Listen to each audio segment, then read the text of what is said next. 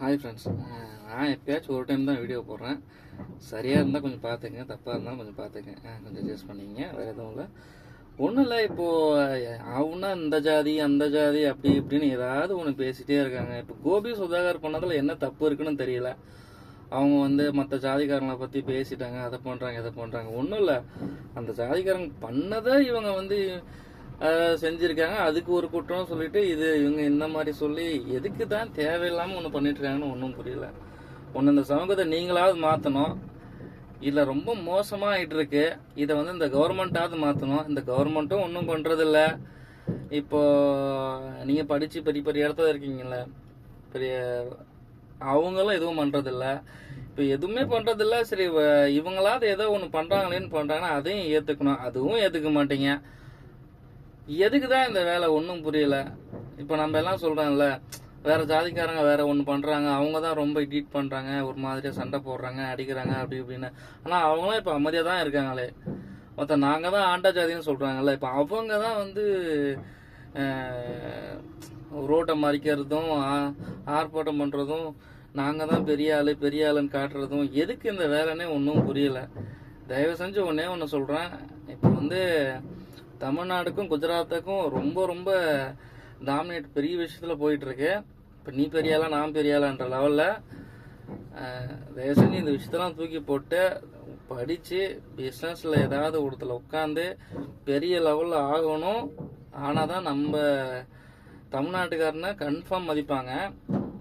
இப்போ இந்த ஊரில் சுற்றிட்டு அடிச்சுட்டு சண்டை போட்டுலாம் இருக்காங்களா, இவங்க எல்லாரையுமே நீங்கள் இந்த குஜராத், யூபி, எம்பி இந்த சைட்லாம் அமுச்சு விட்டு பார்க்கணும்.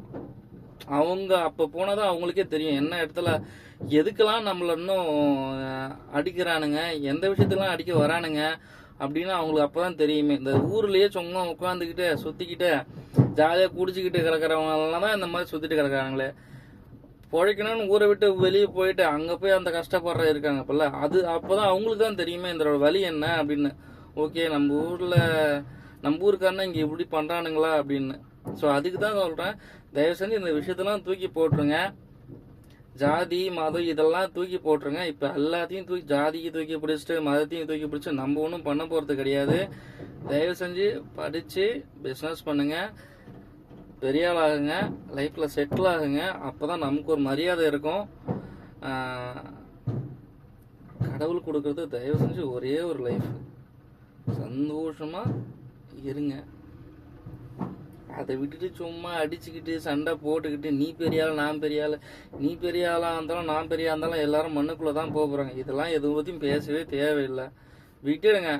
சந்தோஷமாக வேலை செய்கிறோம், சம்பாதிக்கிறோம், ஃபேமிலியோட டைம் ஸ்பெண்ட் பண்ணுறோம், பிடிச்சதை வாங்கி சாப்பிட்றோம், பிடிச்ச இடத்த போய் பார்க்குறோம். லைஃப்பில் இன்னும் எவ்வளோ இருக்குது, இன்னும் பார்க்க வேண்டிய இடம்லாம் எவ்வளோ இருக்குது, நிறைய இருக்குது. ஜாலியாக சுற்றுங்க, சம்பாதிங்க, காசு செலவு பண்ணுங்க, சந்தோஷமாக இருங்க. யாருக்கும் தயவு செஞ்சு கஷ்டத்தை மட்டும் கொடுக்காதீங்க. ஒரு தனி மனிதனோட சந்தோஷத்துக்காக எல்லாரையும் கஷ்டப்படுத்தாதீங்க. இப்போ ஒரு ரோட்டில் நீங்கள் போயிட்டு பைக்கை வச்சுட்டு அப்படி இப்படிலாம் பண்ணுறீங்க, அது அந்த பப்ளிக்கை எவ்வளோ தூரம் டார்ச்சர் பண்ணுது, அவங்க எவ்வளோ கஷ்டப்படுறாங்க, அதை ஏதாவது யோசிச்சிங்களா? அதையும் யோசிக்க மாட்டீங்க. எதுக்கு தான் தேவையில்லாத இந்த மாதிரி விஷயத்தெல்லாம் பண்ணிட்டு இருக்கீங்கன்னே தெரியல. தயவு செஞ்சு சொல்கிறேன், ஒரே ஒரு விஷயம், நல்ல வேலை செஞ்சு லைஃப்பில் ஒழுங்காக செட்டில் ஆகி கடவுள் கொடுக்கறது ஒரே ஒரு மனுஷ பிறவி. இந்த மனுஷ பிறவியை தயவு செஞ்சு ரொம்ப ஜாலியாக ஃபீல் பண்ணி அனுபவிங்க. அதை விட்டுட்டு அதை அடிச்சுக்கிட்டு சண்டை போட்டுக்கிட்டு நீ பெரியாலாம் நான் பெரியாலும் சண்டை போட்டு இதனால போலீஸ் கேஸ் ஆகி இந்த தொலைலாம் எதுக்கு?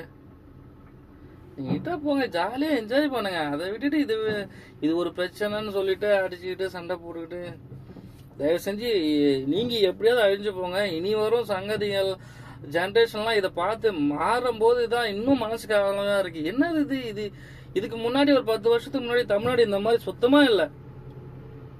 இப்போ தமிழ்நாடு இப்படி வாழ்ந்துருக்குன்னா இதுக்கு முன்னாடி ரொம்ப கட்டுப்பாடாக இருந்தாங்க.